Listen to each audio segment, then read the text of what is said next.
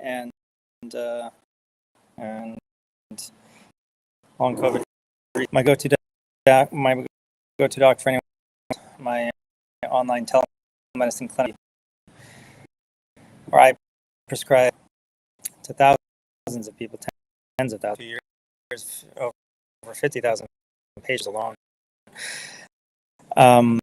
Synchronous telemedicine, as well as asynchronous, is where you and we might chat, fill in any blanks, we get on a video call together, and it's treat people that way if you can. If there's something that's treatable that way, and if you really need to talk, also register there. My go-to doc, which I think I should highlight about too often, is that any into my practice for free. There's no free. You just, well, other than work, which is all online.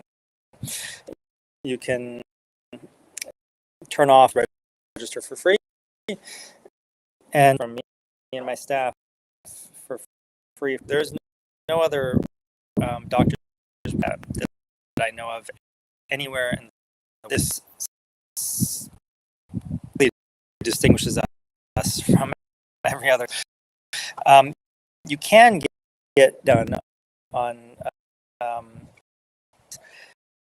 for free often. The key distinguishing factor is that you usually get a chance for information, so that the doctor who oftentimes can't give you, so they're like, well, what little I know about you, a situation where this is what I might do, but they can't give you medical advice. About us is that you can get and medical advice at my go-to doc, and then is pandemic related and immune, bar none. So, and longcovidreset.com, of course, most popular and vaccine injury. We've had 50, 60,000 signups just from the patients that we have at my go-to. And I want to, but maybe just a brief update from my live streams on Twitter. This is date as a transition, adding. I see plants in them. Meat has no toxins inherent to the meat. If it could get E. coli or something, you'd have to prepare it properly to get introduced during improper handling. Is devoid of any to human beings, especially the multiple stomachs, to fully and remove all the toxins. So those plants become incorporated into the animal muscle and organs, versus animals like pigs who only have one belly.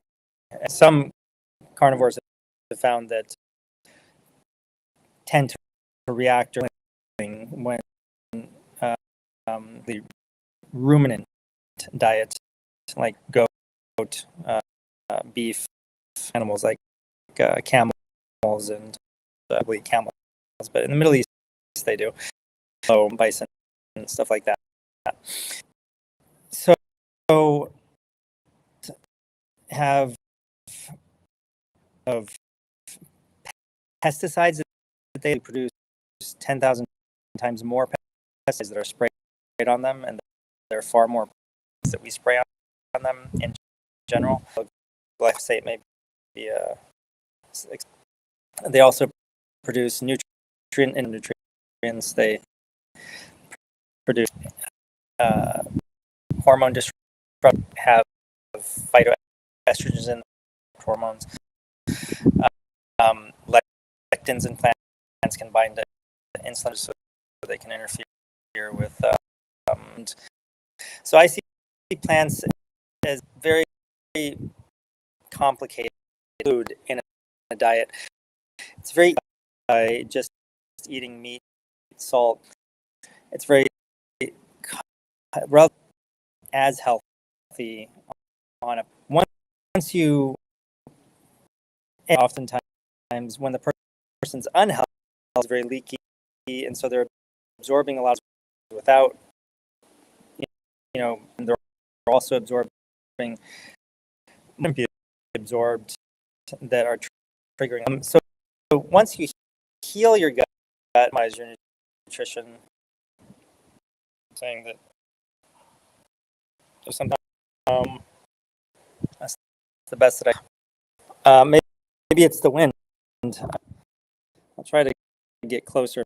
Maybe so once you've healed, and start adding plants, and I think that just the fact that plants doesn't mean that they're not good for you, which is the study of things have different effects. So beneficial effects and high. So effect of something that's a toxin, doses might have very of that, from a broader perspective. If sorry, I got signed out. You guys have to bear with me for here to see the logged into Google Docs time. It kicks you out. And, all right. So first, when you get off track, if so, plants have toxins in them. And, the hormone have a very low concentration, beneficial. And why would that be? Why do your muscles get big? Them down. You have to hard exercise to break them down to build back stronger. So the same with harm your body a little bit, not a disease, but just a little bit of stress, a little bit, then it'll build. So that, I think, and different topic. I don't want to get too far into it. If you're interested in more about this, or as an Olympic,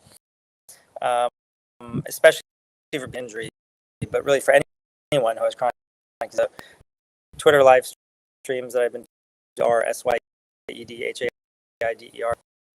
on Twitter. We are trying to repost them, but some of them are taking a little bit longer term. Starting today, through our usual stream to all the different every day for 30 days to see what happens. All right. So I've been a long COVID survivor for 18 months.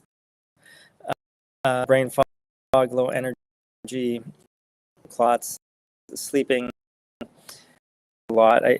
When sleeping, I wake up outside daily. What may I expect from giving plant? What could I expect from a 10-day water? I think I got it from you. Megadose, it worked. A month worked. Thanks a bunch for that. So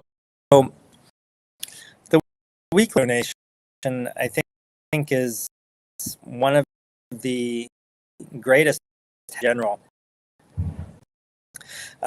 It's going to help you remove.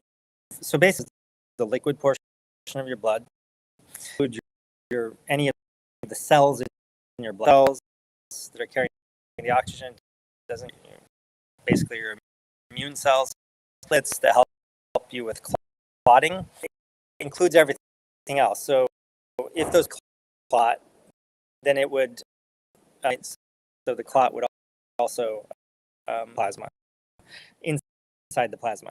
So those three classes of cell, everything remaining is the plasma. So anything else that's in the liquid, micronutrients, including things like albumin, including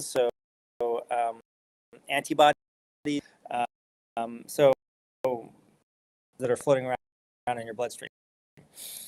Plasmapheresis, or all the plasma in your body, and an albumin-rich fluid, so albumin back from external albumin, essentially in your plasma, but they would give a salt solution in it, and put that.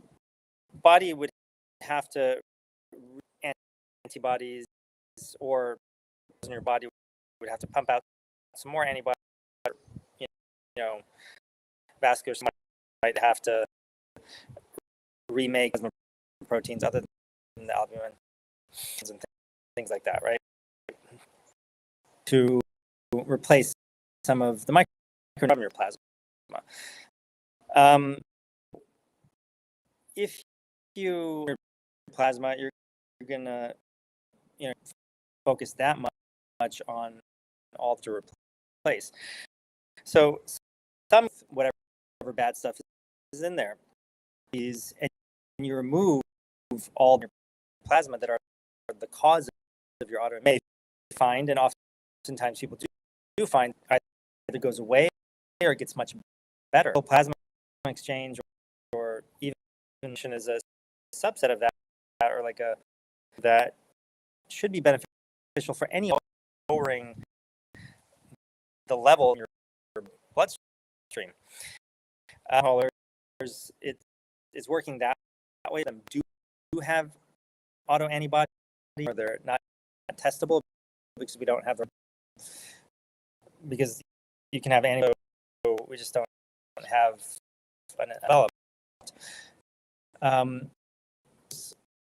In my experience, if you have clinical diagnosis of the atypical amyloid fibrillation in your bloodstream, and removed along with the body. So when you do a plasma times, they pay you actually, and taking out 20-30% of, which means 20-30% of all muscular system is going to be your body, right?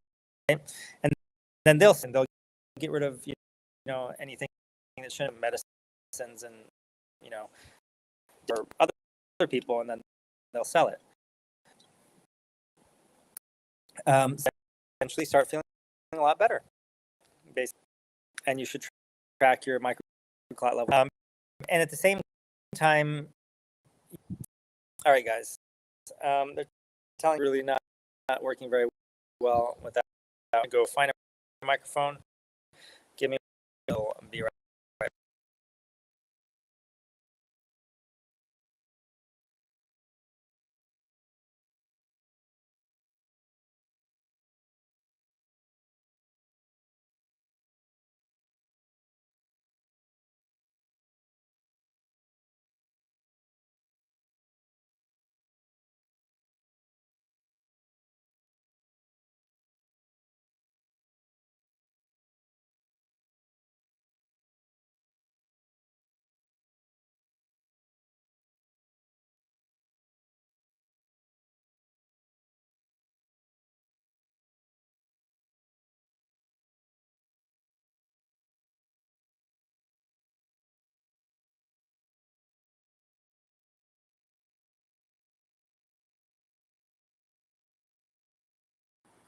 All right, everyone, I'm back.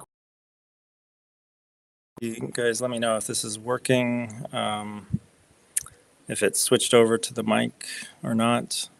No, it hasn't switched yet. Hello. That should be working. All right. Hopefully that's better. Okay, they say it's better. Great. All right. If anyone missed anything from my choppy signal earlier, please let me know, and I'll go back over it. So if anything wasn't clear, let me know what you guys missed, and I'll just rehash that. So to get back to what I was saying with the plasma donations, yeah, you should expect to eventually feel better, but you need to keep in mind that you will have to focus, put extra added focus on very high nutrient density in your diet. So make sure that you are supplementing with all the things that we recommend on a long COVID treatment regimen. You can find them at mygotodoc.com/long haul vax with 2X's protocol offer. All one long word there with no spaces, or just go to mygotodoc.com, scroll down to the bottom, and there's a bunch of ebooks. One of them is the long haul protocol, and you can get access to that, and you can just take a look at all the different supplements. There's like 30, but I think the most important ones from a nutritional perspective, just nutritional, not herbs and stuff like that, would be magnesium, very important, vitamin A, D, E, and K2. So you need to get all of them together in order that you don't become deficient in any one of them. So A and D are directly very important. K2 is also directly very important. E is very important. So they're all actually very important specifically for long haul, but also you have to take them all together just so you don't become deficient in any one. B complex is very important, but try to get an activated B complex, which means most of the B vitamins are methylated forms of those. And I think Chris Kresser, he has a line called Adapt Naturals. I've looked at the ingredients, and they are all active forms, highly bioavailable forms of the vitamins in his multi-vitamin supplement. But a number of I mean, this is not that uncommon. It's just you have to make sure that they're when you're getting the B complex and any multivitamin, it's the active, bioactive form, bioavailable form. It doesn't require your body to do some sort of like biochemical activation process on it. Like you don't want to get beta carotene instead of vitamin A. You want to get the vitamin A, which is retinol. Okay, the wind is kind of affecting us. So B complex. Zinc and copper go together. They have to both be supplemented, otherwise you'll get deficient in one of them. Again, all the exact numbers of how much to supplement are in the protocol that's publicly available. And selenium is oftentimes quite important. Boron might be important as well for a lot of people. You can get some of those. These are like micronutrients, minerals. I myself recommend adding them to your water. That's the easiest way to get high amounts of magnesium. It's very hard to swallow so many capsules of magnesium because only 10 to 15% of the magnesium on the label, it'll be magnesium glycinate, for example, which is well absorbed. I think about 15% of the number, the quantity of magnesium glycinate actually is elemental magnesium. And some people need tremendous amounts of elemental magnesium to feel optimal. So you can spray it on your neck. You can take a bath with magnesium salts, or you can just add it to your drinking water. I think that's the best way for most people. So I use Remag and Remite. You can also go to Trace Minerals, and they have a magnesium and trace mineral supplement solution liquid that you can add to your water. You start with a low dose that doesn't bother your taste buds, and you gradually increase it as you get used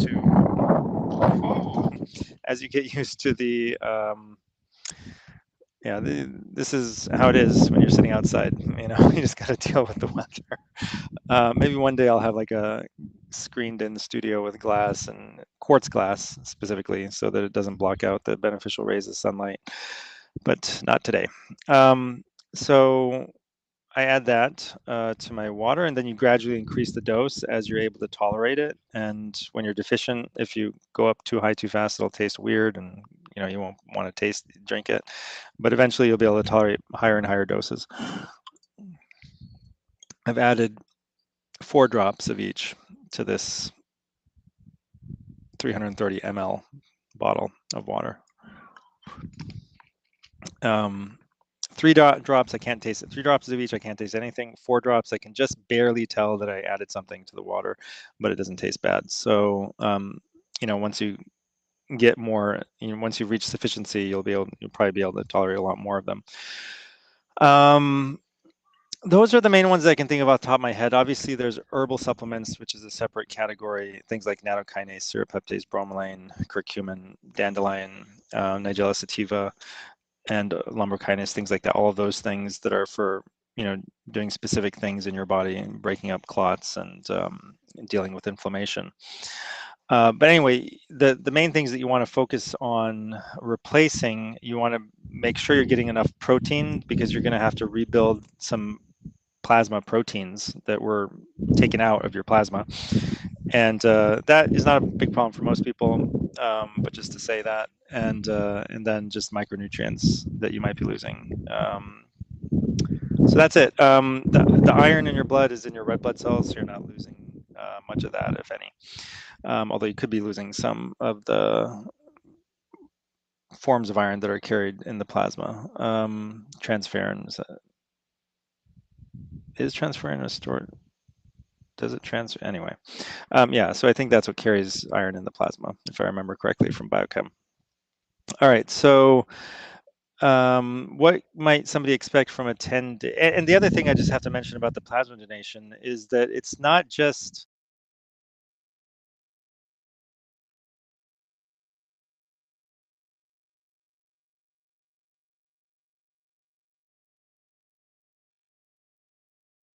toxins, right? They would leak out of that initial area of injection into your bloodstream.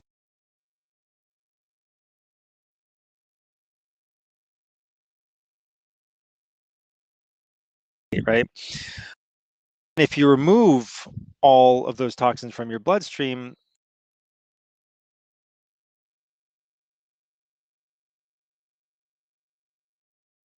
more, so that you reach a new equilibrium state just by diffusion, right? Just by movement of things, so that they cross through different membranes until the amounts on both sides of the membrane are equalized. So if you have some toxins in your muscle, they gradually drift out into your bloodstream, and then you have a stable equilibrium between the concentration in your blood and the concentration in your muscle or a certain organ or whatever.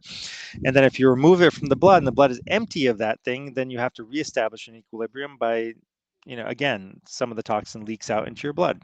If you repeat that process over and over again, eventually there will be no toxin left in your body, or there'll be very, very minute quantities, it'll be negligible. So that includes, all the forever chemicals, PFOAs,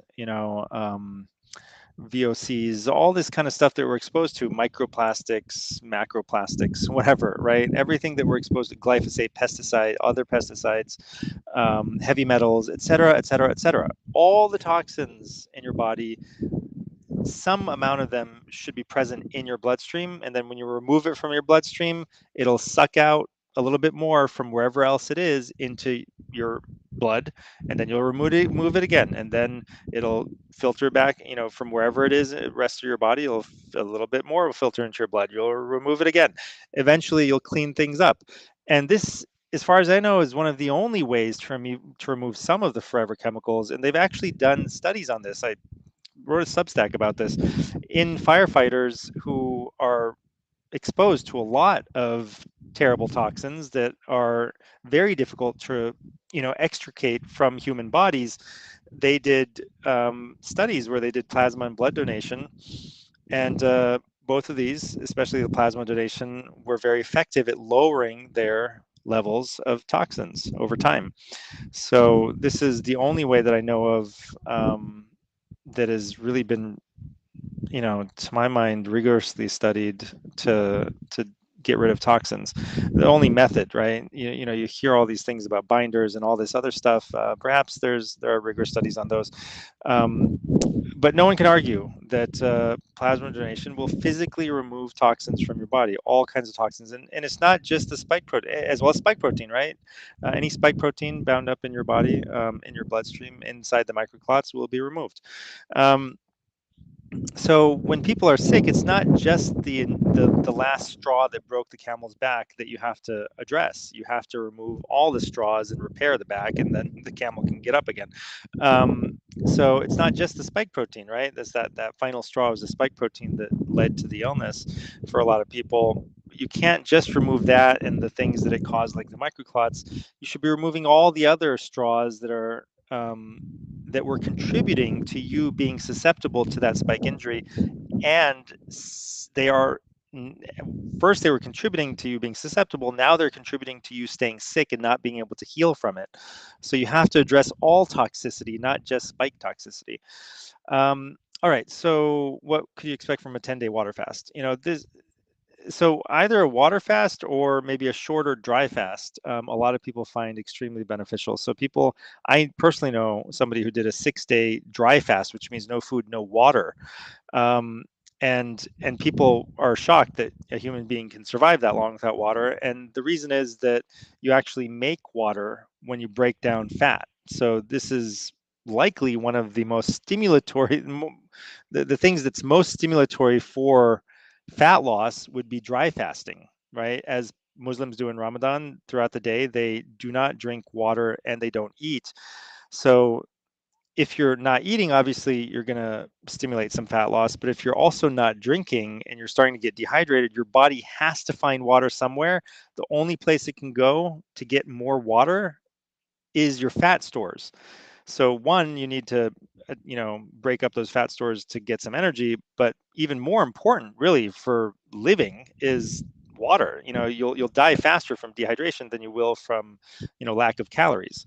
So this should be probably one of the most stimulatory ways of losing fat, and just detoxing in general. And so people have reported that they feel fantastic when they go on prolonged fasts. You can start with a 1-day fast, right? Start with a 24-hour fast, even start with a 20-hour fast, right? And one meal a day is, you're fasting for maybe even more than 20 hours. So 20 hours.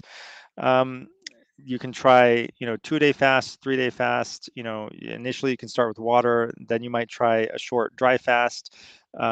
So, billions of people every year for 1400 years have done a dry fast from anywhere from like 12 to like 18 hours, for 30 days straight every year, right? Depending on where they are in the world, how long the daytime is. So they go from sunrise to sunset, right? And other religious traditions have also done dry fasting. So dry fasting is the most studied and the most prevalent form of fasting on the face of the earth. And so we have tons of data on the safety and efficacy of that short dry fast, right? Longer dry fasts have been studied in Russia, and so there's some Russian literature, but it's not great. I mean, a lot of it's just in Russian, and you can't find good translations, and you can't find really rigorous data on dry fasting. But people can usually safely do it for at least a few days. So the benefits are that you're, in a sense, it's like another one of those challenge situations where you're giving your body somewhat of a challenge, and then it responds, right, by whipping itself into shape, essentially, right? So it's kind of like the signal, this reminds me of sprinting. So sprinting is the top exercise for weight loss and muscle gain. So it triggers the highest levels of these chemical messengers, which cause you to lose weight, lose fat from everywhere in your body and gain muscle everywhere in your body. Now, why would that be, right? So if we go back and think from an evolutionary or intelligent design perspective, let's roll the clock back 200,000 years to our hunter-gatherer ancestors, maybe or even like 12,000 years ago during the last ice age, whatever, right? Like anywhere before the dawn of agriculture. We have hunter-gatherers. They're either being chased by something trying to kill them, or they're chasing something because they need to eat, right? So this, it would make sense for this really, sprinting to be one of, if not the most stimulatory messages to your genes and your body in general, that I need to improve my fitness and my strength, and I need to be able to do this better. Otherwise, I'm going to starve or I'm going to get eaten, right? So it's like life or death, right? If you're sprinting, the message is sent to your genes: I'm in a life or death situation. You better shape up and help me, right? Whatever's wrong with us, fix it now. Whatever we're lacking, get it now, right? Otherwise, I'm not going to be living much longer. So it's similar, right? Our ancient ancestors also went through periods of feast and famine, right? So a famine would be a time where, again, your genes are like being sent a message that if you don't shape up right away, get into optimal shape, do the best you can, recycle whatever you can, keep us alive, fix things up so that we can go and find food, right? I still need to be able to sprint, even though I'm starving, right? I still need to be able to go and find some food. So that message is a very, very powerful message. So famine and sprinting are two of the most powerful evolutionary messages to your genes. And basically, the message is that you better get healthy ASAP, otherwise you're going to be dead, right? And why do you have to get healthy? You have to get healthy to either escape the area of famine, or and or find food, right? Same thing. So that, I think, is one way of making sense of it. The other way of making sense of it is that the I'm trying to get out of the side where the wind's coming from. That foods, especially plant foods, like I was saying at the beginning of this segment, are trying to kill you in a sense, right? They're full of toxins. Plants have no other way to fight off any predator, right, which is trying to eat them, other than poisoning them, basically. For some plants do, right, like Venus flytrap, whatever. But the vast majority of plants, all they can do is sit there and try to poison anything that's trying to eat them. So they're in an evolutionary arms race with the animals, and then obviously some of them co-develop with the animals, and then the animals that have developed to eat them, their body physiology gets adjusted so that it can safely eat the plant. But the only reason that co-development occurs is because the plant then benefits from the animal eating it and spreading its seeds everywhere else. So yeah, the 10-day water fast, you're going to eliminate all the plants, obviously, plus get the evolutionary signal from not getting any calories and perhaps not getting any water if you decide to do a little bit of that. You could do both at the same time, right? You could do dry fasting of the day and water fasting at night. So just like people, Muslims, Ramadan, do the sunrise to sunset fast of 12 to 18 hours that's dry.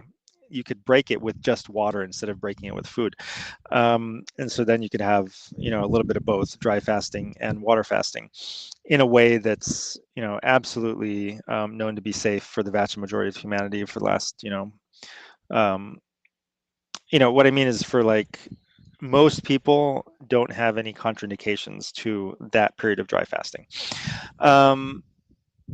So other than that, just direct anecdotal reports of patients. You can find them all over the web, but specifically also for long COVID, where their symptoms have completely disappeared with water fasting or dry fasting. So don't necessarily have to go all the way to dry fasting. It's harder for sure. But yeah, their symptoms just vanish, and sometimes they stay gone, sometimes they come back. So sometimes you need to keep going a little bit, or you need to just fix whatever it is that's triggering the symptoms to come back, which is obviously, or most likely, something in the food that you start eating after you break your fast, right? So it's the most extreme form of elimination diet would be a water fast, right? Like you're just drinking water. One step, towards the side of less extreme would be all meat, just meat, salt and water, right? So that's what I'm doing for 30 days. And there's less extreme forms of fasting or elimination diets. You can do an autoimmune paleo diet. Actually, the version of the carnivore diet I'm doing is usually called the lion diet, because it's just ruminant meat and salt and water. The typical thing that people consider to be a carnivore diet includes, animal foods like eggs and milk. But for people who are sick, I would avoid the eggs and the milk, because they can be problematic. They can cause reactions, and especially for people with autoimmune issues, they can trigger the autoimmunity. But the AIP diet is, less restrictive than that. It does eliminate dairy and eggs, but it allows a number of plant foods. You just have to be careful about the nightshades. So no nightshades, no grains, no nuts, no try to avoid as much as possible high lectin foods, high oxalate foods. And if you're eating plant foods, try to check out how to properly prepare them so that you minimize the toxins in them. So elimination diets are quite effective at resetting your immune system and your health and for healing. So this, water fast is just the most extreme version of elimination diet, where you eliminate all food and you're just drinking water. All right, and I'm glad you mentioned the vitamin C megadose. I think everyone should know about that. I'm going to be testing out the natural immunity for the win. I don't know what that's what the name is on Twitter, but I don't know what her handle is. Anyway, she goes by, you can search for natural immunity, FTW for the win, I think is what it means. On Twitter, she recommends something called IP6, inositol hexaphosphate. I'm going to be testing that, against my vitamin C regimen, my high dose vitamin C, because it seems easier and it doesn't have any side effects. She, on her Twitter profile, has a link to her, she has a bunch of links. She has a web page with a bunch of links, and one of them goes to a Herbalife or some other herb store where you can buy the specific form of the IP6 that she recommends, that apparently has been studied and has the right balance of different things inside of it, different ingredients. So she recommends 1.5 scoops every 4 hours until you're feeling better whenever you get sick, and she says it works every single time for her and her family and a lot of the people that she knows. So it's rare to find something that works for everyone that you've known has tried it. So for me, that is the high dose vitamin C. I have decided to, in the future, I've ordered a sorbitol palmitate as a bulk powder. And the reason is that just ascorbic acid is extremely sour, right? You cannot drink 30, 40, 50 grams of ascorbic acid without diluting it in like 80 ounces of water or more, maybe even more. So we tried like a glass of water with like 5 grams of ascorbic acid, and we added like sweetener and everything, and eventually it got really sweet, but it was still extremely sour and we just couldn't drink it. So the way I've usually done it is by swallowing 30, 40 capsules that are 1 gram each of ascorbic acid, so I don't have to taste the sourness. Ascorbyl, but there's other buffered forms of vitamin C, like magnesium ascorbate, potassium ascorbate, I think sodium ascorbate. So there's various forms of, but the problem with those is that you don't need 30, 40 grams of sodium, magnesium, potassium, right? And 30, 40 grams of sodium might even kill you, right? Like that could be really, really dangerous to take that much sodium. But ascorbic acid plus palmitic acid makes ascorbyl palmitate. So palmitic acid is a fatty acid, and there may be some actual immune benefits from taking palmitic acid. So it's just a fat that's been added to the ascorbic acid to make it fat soluble. But if it's a powder, it will mix up. At least if you keep mixing it, it will mix. You will be able to mix it into water as well. I mean, maybe it won't completely mix because it's fat soluble, but it will remain in suspension while you chug it down, right? So that's the reason, just to make it easier to consume that much without having to swallow capsules, you would dump in 30, 40 grams or however much would be able to suspend inside of a glass of water, and then just keep drinking it until you get it all down, but it doesn't have that terribly sour flavor.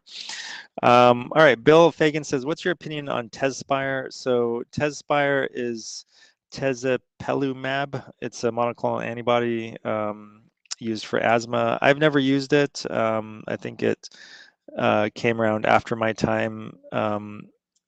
It's not something that would usually be started by a hospitalist. So I primarily worked in hospitals, and I never saw this. I'm not really, I'm not sure when it was released, but I had never heard of it until I saw the question. There are so many monoclonal antibodies nowadays, anyway, so it's kind of hard to keep up with all of the new ones. So let's see. There's no black box warning on Tezspire. It's indicated for severe asthma. It would be a 210 milligram once every 4-week subcutaneous injection. Minimum of 4 months would be recommended to take it. So adverse reactions, right? So 1 to 10% of people who took it that we know of so far develop neutralizing antibodies. So you have a monoclonal antibody, and then your body creates an antibody to that antibody to neutralize it, so it doesn't work. This appears to occur in at least 2% of people. Again, that's not really so bad, but it would just obviate the use of the medication for that person. Arthralgia, so pain in the joints, back pain, both of these occur in 4%. So generalized joint pain and specifically back pain occurring in 4%. Inflammation of the throat in 4%. Some people get hypersensitivity reactions to it. We don't know how often that occurs. And then in post-marketing, some people have had anaphylaxis, which can cause shock and death in some people. There's not a lot of adverse reactions listed here, which means that it has not been on the market for very long. So we certainly don't have long-term safety data for this. That's always a red flag for me. I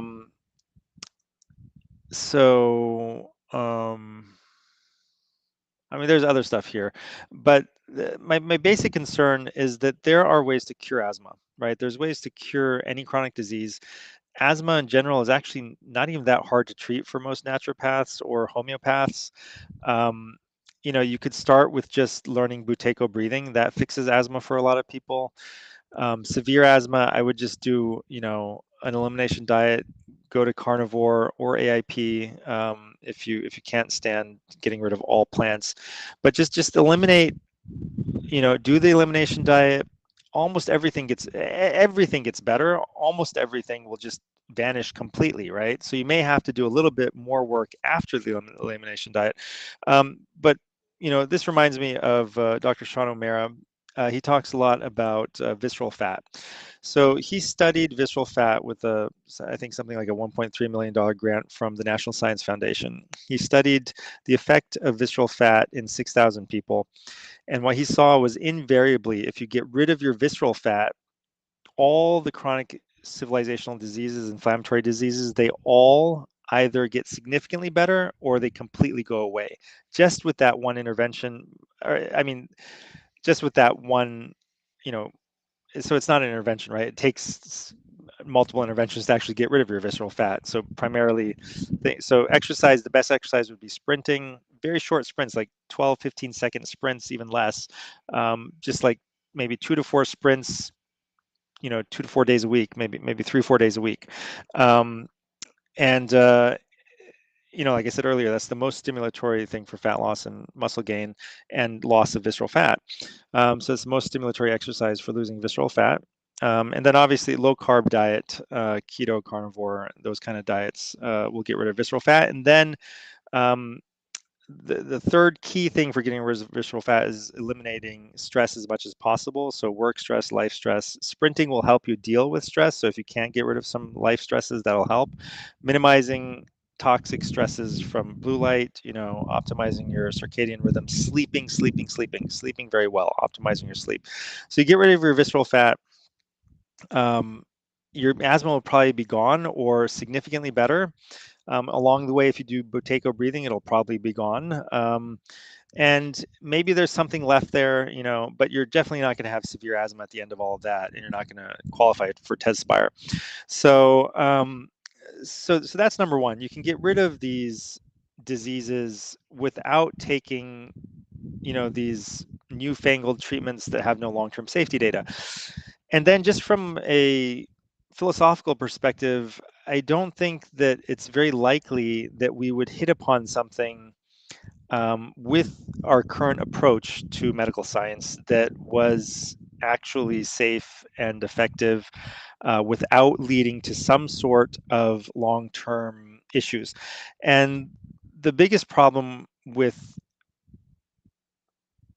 tracking safety and efficacy is that most physicians, so most people may have some idiosyncratic reaction to the Tezspire or any medication that's not listed in the adverse effects, it's just specific to them, right?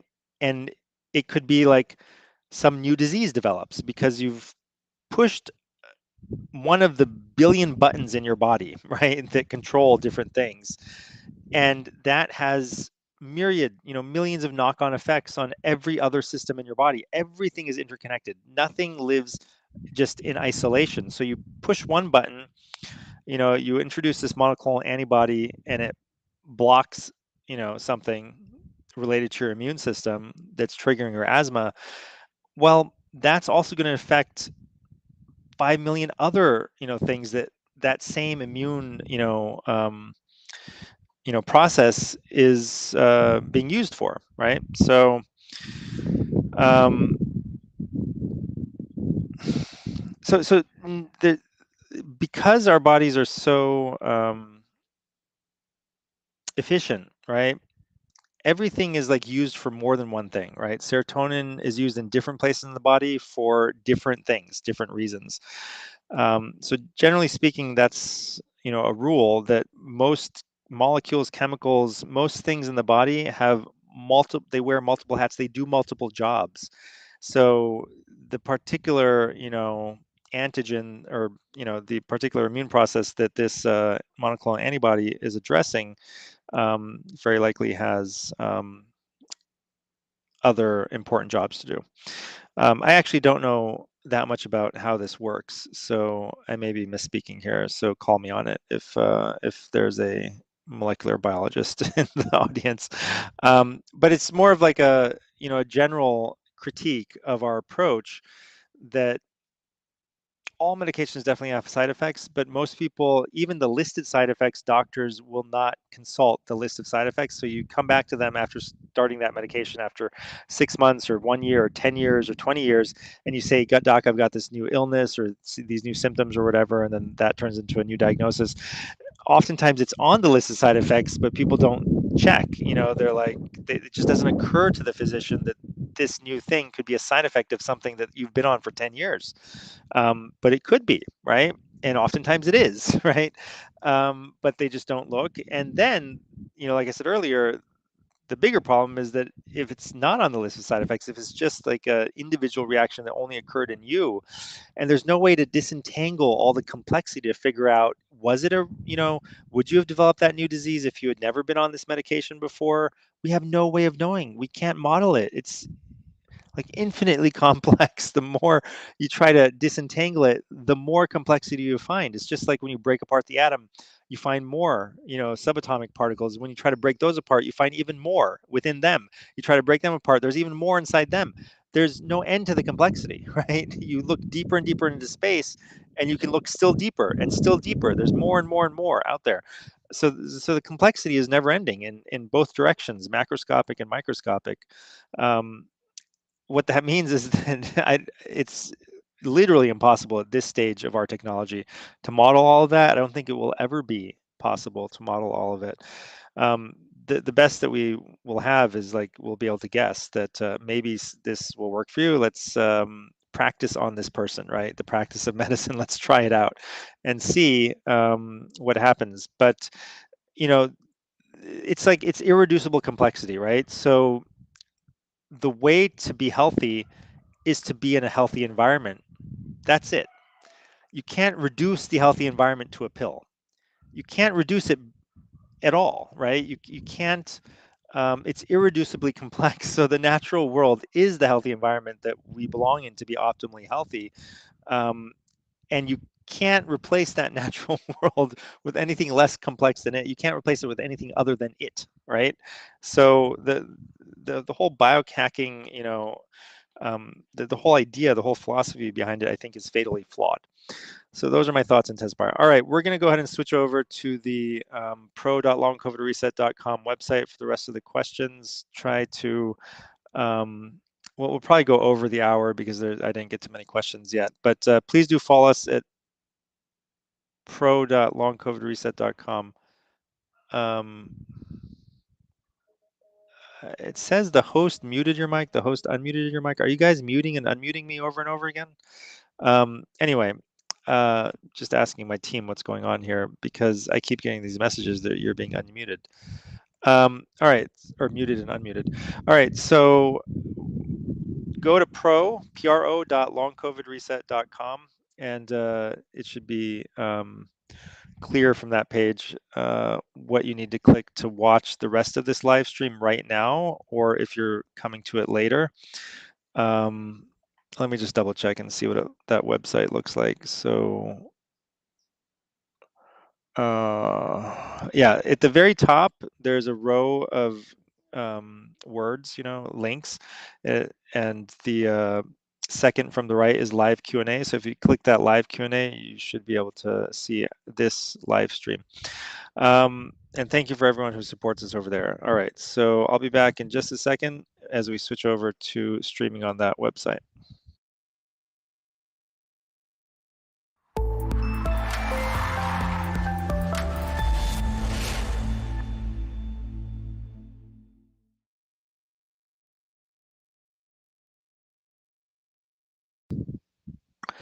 All right, thanks everyone for joining us at pro.longcovidreset.com. We really appreciate all of your support.